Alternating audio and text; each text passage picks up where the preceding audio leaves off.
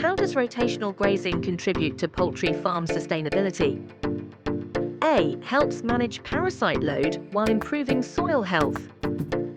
B. Leads to overgrazing and compaction of the land. C. Promotes continuous confinement of birds in one area. D. Increases the need for mechanical tilling between cycles. What do you think? Correct answer is A. Helps manage parasite load while improving soil health. Rotational grazing allows land to recover and reduces the buildup of parasites, leading to healthier poultry and improved pasture quality. It minimizes erosion and chemical input needs, enhancing overall sustainability.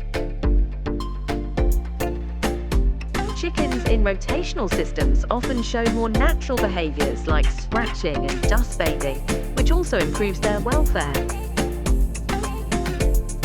Thanks for watching.